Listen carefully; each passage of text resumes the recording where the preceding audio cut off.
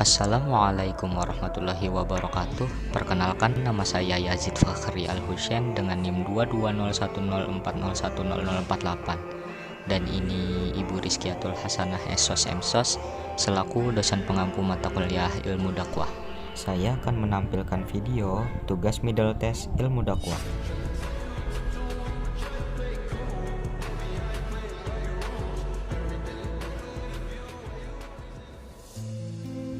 Bismillahirrahmanirrahim. Hamdan wa syukran lillah, salatan wa salaman ala rasulillah, amma ba'd.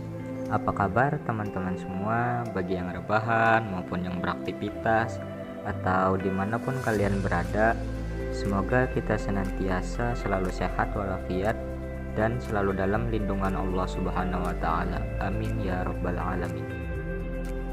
Sebelumnya saya sudah menyiapkan mind mapping sebagai acuan dalam pembahasan kali ini.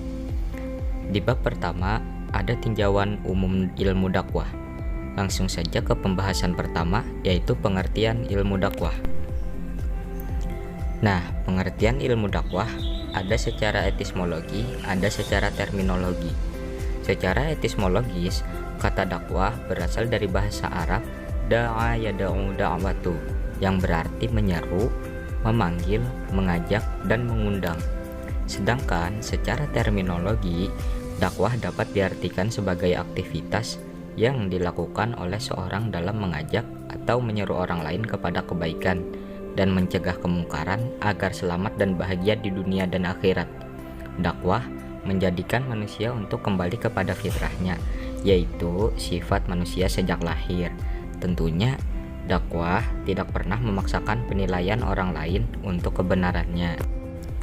Lanjut ke pembahasan kedua, yaitu fenomena dakwah. Fenomena dakwah di sini ada pada masa Rasulullah, sahabat, ulama, dan umat. Pada masa Rasulullah berdakwah berhijrah dari Mekah ke Madinah. Pada masa sahabat meneruskan ajaran dakwah yang didapat dari Rasulullah. Pada masa ulama terbentuknya ulama sebagai dai penerus sahabat Rasulullah. Pada masa umat, siapa saja dapat berdakwah asal memiliki pengetahuan agama yang baik dan benar. Jadi, sejak zaman Rasulullah Shallallahu Alaihi Wasallam, dakwah sudah diterapkannya dakwah. Mulai dari Rasulullah sendiri, kemudian disampaikan kepada umat dan sahabat, sampai terbentuknya para ulama di berbagai belahan dunia. Dari masa ke masa, penyampaian dakwah dulu hingga sekarang sudah melewati berbagai zaman, mulai dari penyampaian kepada petinggi negara dengan cara hijrah dari Mekah ke Madinah, lalu menyebar ke berbagai benua dan belahan dunia, hingga tiba di zaman yang modern dan serba mudah dalam mengakses berbagai informasi. Lanjut ke pembahasan ketiga, yaitu tinjauan segi semantik. Dakwah ditinjau dari segi istilah mengandung pengertian menyeru atau mengikuti sesuatu dengan cara dan tujuan tertentu. Dalam buku Ilmu Dakwah karya Profesor Dr. Muhammad Ali Aziz menyebutkan bahwa ada sekiranya 10 macam makna dakwah dalam Al-Quran. Nah, yang pertama ada mengajak dan menyeru baik kepada kebaikan maupun kemusyrikan. Makna ini paling banyak menghiasi ayat-ayat Al-Quran 46 kali. Kebanyakan dari makna ini mengarah pada jalan keimanan 39 kali. Yang kedua ada doa, seperti dalam surah Ali Imran ayat 38. A'udzu billahi minasyaitonir rajim. Hunalika da'a Zakaria rabbah qala rabbi habli min ladunka dzurriyyatan thayyibah innaka sami'ud du'a, yang artinya di sanalah Zakaria berdoa kepada Tuhannya. Dia berkata, "Wahai Tuhanku, karuniakanlah kepadaku keturunan yang baik dari sisimu. Sesungguhnya Engkau Maha mendengar doa." Yang ketiga ada mendakwa atau menganggap tidak baik, seperti dalam surah Maryam ayat 91. Anda'au lirrahmani walada, yang artinya hal itu terjadi karena mereka menganggap Allah yang Maha Pengasih mempunyai anak. Yang keempat ada mengadu, seperti dalam surah Al-Qamar ayat 10. Fada'a rabbahu anni maghlubun fantasir, yang artinya dia Nuh lalu mengadu kepada Tuhannya, sesungguhnya aku telah dikalahkan, maka tolonglah aku. Yang kelima ada memanggil atau panggilan, seperti dalam surah Ar-Rum ayat 25. Wa min ayatihi an taqumas sama'u wal ardu bi amrih thumma idza da'akum da'watan minal ardi idza antum takhrujun, yang artinya di antara tanda-tanda kebesarannya adalah bahwa berdirinya langit dan bumi dengan kehendaknya. Kemudian apabila dia memanggil kamu pada hari kiamat dengan sekali panggil dari bumi, seketika itu kamu keluar dari kubur. Keenam ada meminta, seperti dalam surah Shad ayat 51. Muttaqiina fiha yad'una fiha bifakihatin katsiratin wa syarab, yang artinya mereka bersandar di dalamnya atau di atas dipan-dipan sambil meminta buah-buahan dan minuman yang banyak di surga itu. Yang ketujuh ada seperti dalam surah Al-Qasas ayat 25. Faja'athu ihdahuma tamshi 'ala istihya'in qalat inna abi yad'uka liyajziyaka ajra ma saqaita lana falamma ja'ahu wa qassa 'alaihi al-qasas qala la takhaf najauta minal qaumiz zalimin, yang artinya lalu datanglah kepada Musa salah seorang dari keduanya sambil berjalan dengan malu-malu. Dia berkata, sesungguhnya ayahku mengundangmu untuk memberi balasan sebagai imbalan atas kebaikanmu memberi minum ternak kami. Ketika Musa mendatanginya dan menceritakan kepada kisah dirinya, dia berkata, janganlah engkau takut, engkau telah selamat dari orang-orang yang zalim itu. Yang ke-8 ada malaikat Israfil sebagai penyeru, yaitu dalam surah Toha ayat 108. Yauma idzi yattabi'una ad-da'iya la iwajalah wa khasha'atil aswatu lirrahmani fala tasma'u illa hamsa, yang artinya pada hari itu mereka mengikuti panggilan penyeru Israfil tanpa berbelok-belok. Semua suara tunduk merendah kepada Tuhan yang Maha Pengasih, sehingga yang kamu dengar hanyalah bisik-bisik. Yang ke-9 ada panggilan nama atau gelar, sebagaimana dalam surah An-Nur ayat 63. La taj'alu du'a ar-rasuli bainakum ka du'a ibadikum ba'da qad ya'lamullahu alladhina yatasallaluna minkum liwadha falyahdharil ladzina yukhalifuna an amrihi an tusibahum fitnatun aw yusibahum adzabun alim, yang artinya janganlah kamu menjadikan panggilan Rasul Nabi Muhammad di antara kamu seperti panggilan sebagian kamu kepada sebagian yang lain. Sungguh Allah mengetahui orang-orang yang keluar secara sembunyi-sembunyi di antara kamu dengan berlindung kepada kawannya, maka hendaklah orang-orang yang menyalahi perintah Rasulnya takut akan mendapat cobaan atau ditimpa azab yang pedih.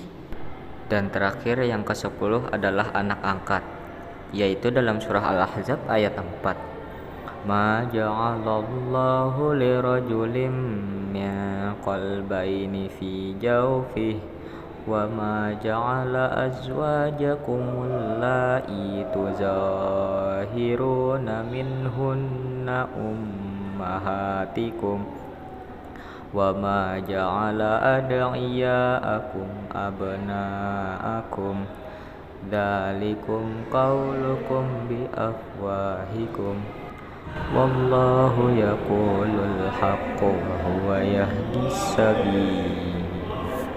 yang artinya Allah tidak menjadikan bagi seorang dua hati dalam rongganya. Dia tidak menjadikan istri-istrimu yang kamu zihar itu sebagai ibumu, dan dia pun tidak menjadikan anak angkatmu sebagai anak kandungmu sendiri. Yang demikian itu hanyalah perkataan di mulutmu saja. Allah mengatakan sesuatu yang hak dan dia menunjukkan jalan yang benar.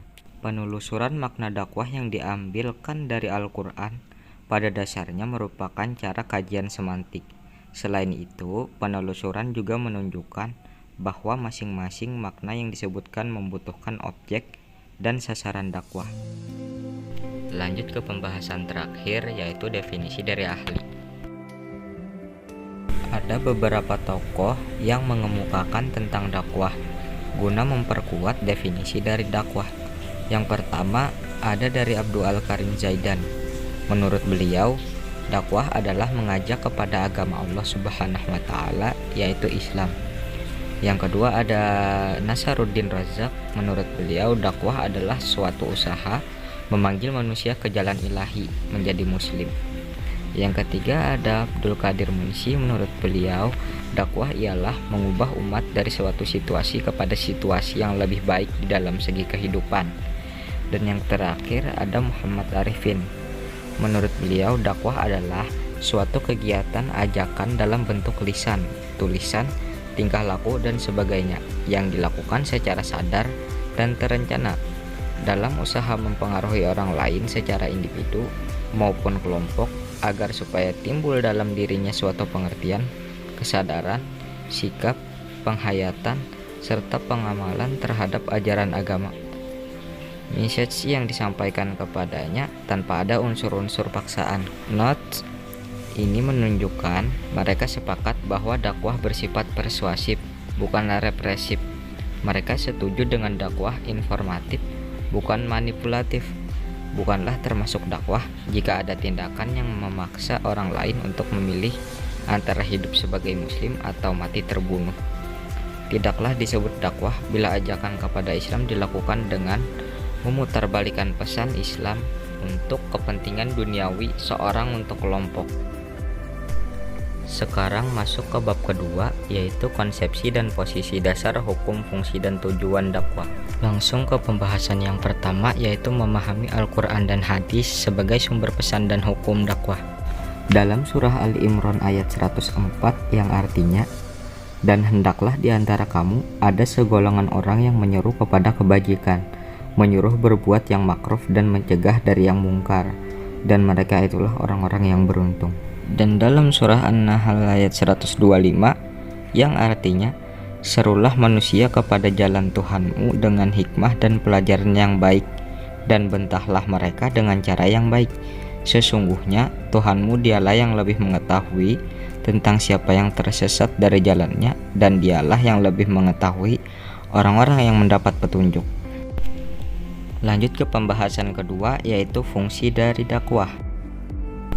Jadi teman-teman, dakwah mempunyai fungsi yang sangat besar karena menyangkut aktivitas untuk mendorong manusia melaksanakan ajaran Islam, sehingga seluruh aktivitas dalam segala aspek hidup dan kehidupannya senantiasa diwarnai oleh ajaran Islam. Dakwah berfungsi mengarahkan, memotivasi, membimbing, mendidik, menghibur, juga mengingatkan umat manusia agar senantiasa beribadah kepada Allah Subhanahu wa Ta'ala dan juga berperilaku yang baik. Nah, di dalam fungsi dakwah terbagi menjadi dua segi, yaitu segi tingkatan dan segi perubahan. Dalam segi tingkatan terbagi menjadi 4 bagian.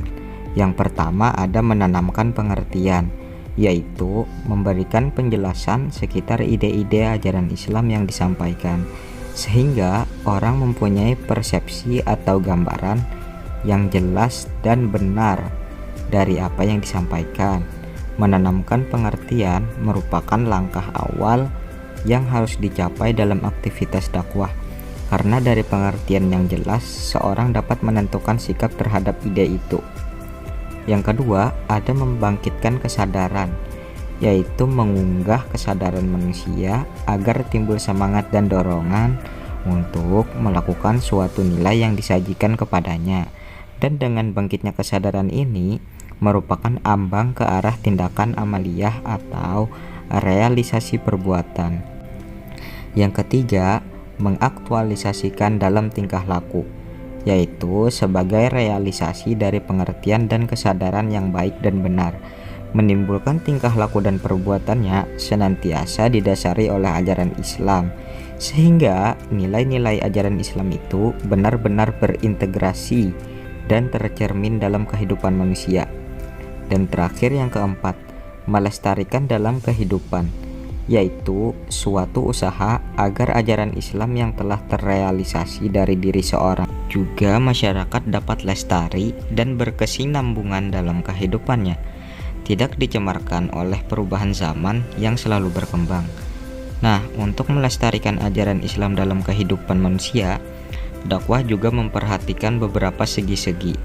Yang pertama, preventif, yaitu usaha pencegahan sebelum timbulnya penyimpangan dari norma agama dengan berusaha mencari pangkal penyebabnya dan cara mengatasinya. Yang kedua, ada edukatif, yaitu mendidik, membina, dan memperbaiki masyarakat dengan menanamkan nilai-nilai ajaran Islam. Nah, yang terakhir ada rehabilitatif, yaitu memperbaiki kembali kerusakan-kerusakan yang terjadi dalam masyarakat berupa penyelewengan, pelanggaran, susila, dan kemungkaran-kemungkaran lainnya. Kemudian diarahkan kembali kepada jalan yang diridai oleh Allah Subhanahu wa Ta'ala. Nah, yang kedua ada segi perubahan yang terbagi menjadi 7 bagian. Yang pertama ada dari segi praktisnya. Maka dakwah memajukan segala bidang tingkah laku manusia. Maju dalam hal ini adalah maju yang positif dan yang bersifat baik dan sehat. Dengan demikian, dakwah berfungsi mengarahkan segala aktivitas, keperluan, dan keinginan manusia untuk mencapai sasaran yang lebih maju tersebut. Dalam hal ini, dakwah akan memberikan tuntunan hidup yang lebih praktis dan religius. Yang kedua, dari segi natur atau keadaan manusia sendiri.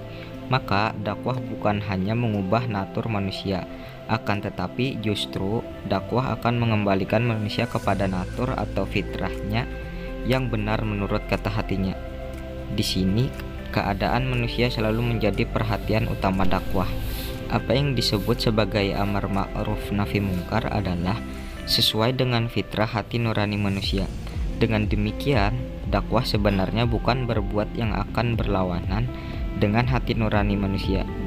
Dakwah akan memberikan nilai untuk diri dan milieu manusia dan tidak bertentangan, akan tetapi justru mengembangkan apa yang telah ada.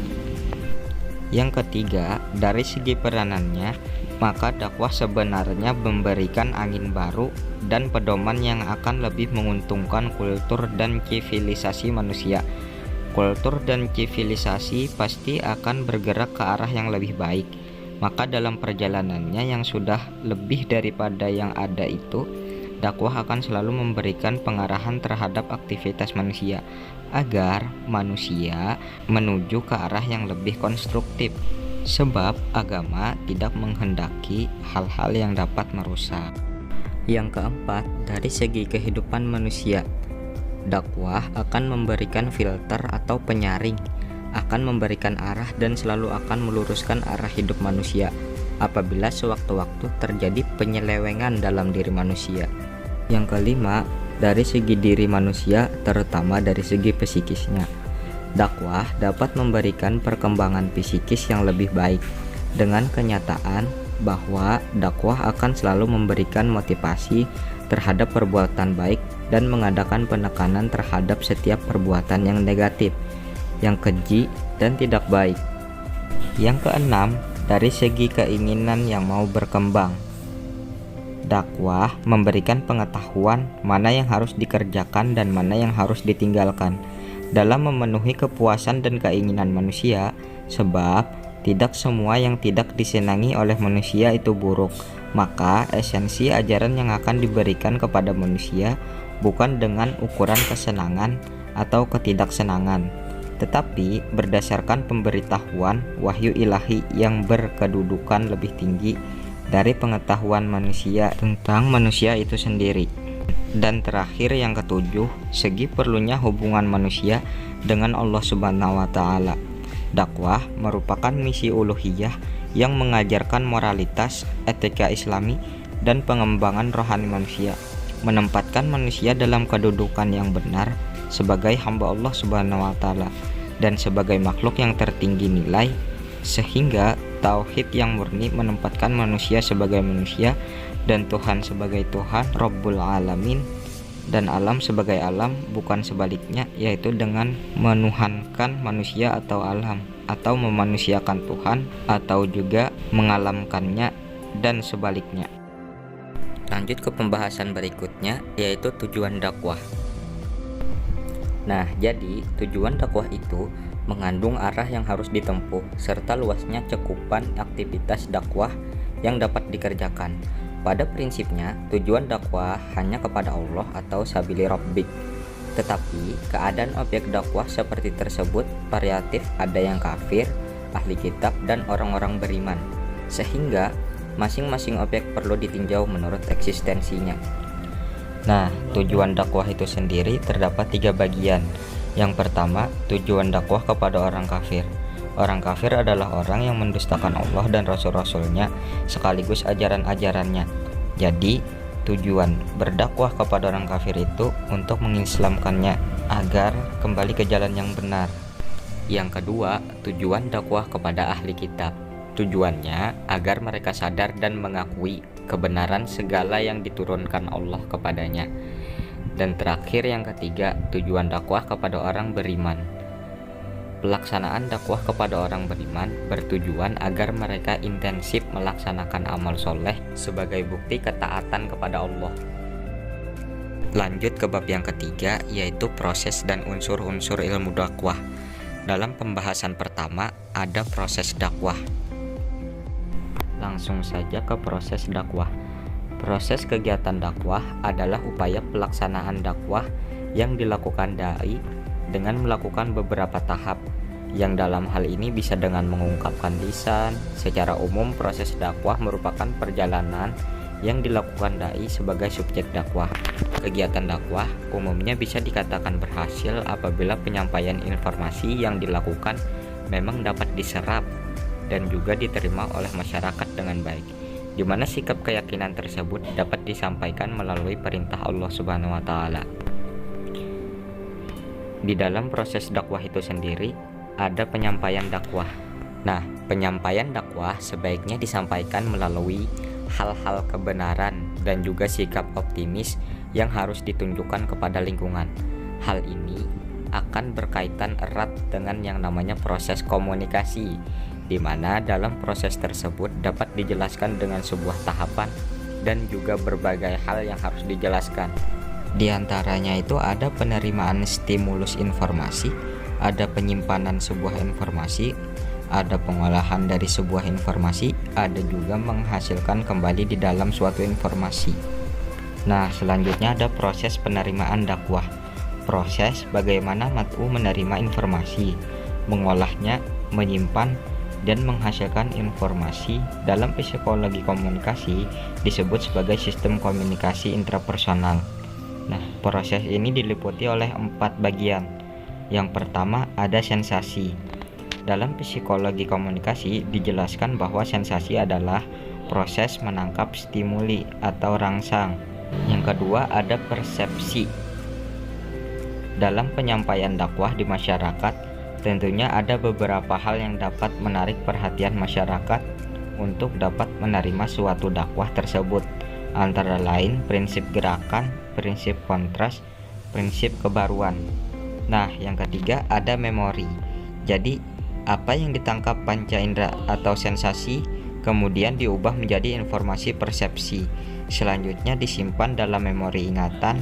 Dengan demikian, memori adalah suatu sistem yang sangat berstruktur yang menyebabkan organisme sanggup merekam fakta tentang dunia. Dan terakhir yang keempat, berpikir.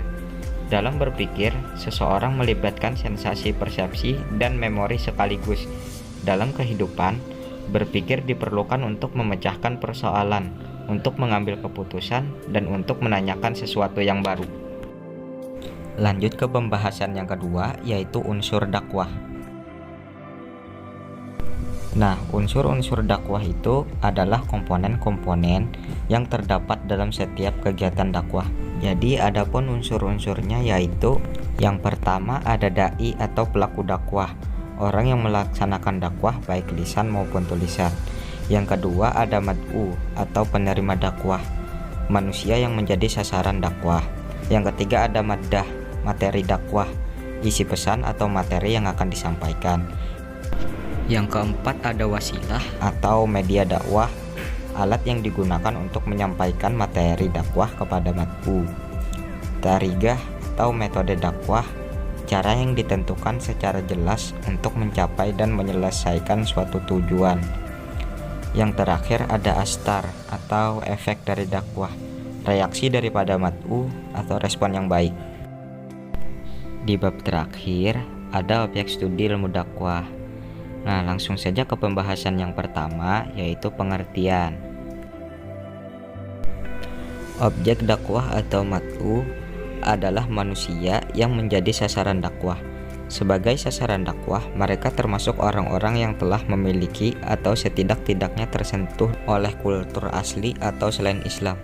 Oleh karena itu, objek dakwah selalu berubah karena perubahan sosial dan kebudayaan, sehingga objek dakwah ini akan senantiasa mendapatkan perhatian dan tanggapan khusus bagi pelaksanaan dakwah. Pada pembahasan yang kedua, yaitu objek formal. Objek formal itu adalah cara seorang menyampaikan suatu dakwah kepada pendengar dakwah itu sendiri. Nah, objek formal itu sendiri terbagi menjadi 3 bagian, yaitu yang pertama disiplin tablik.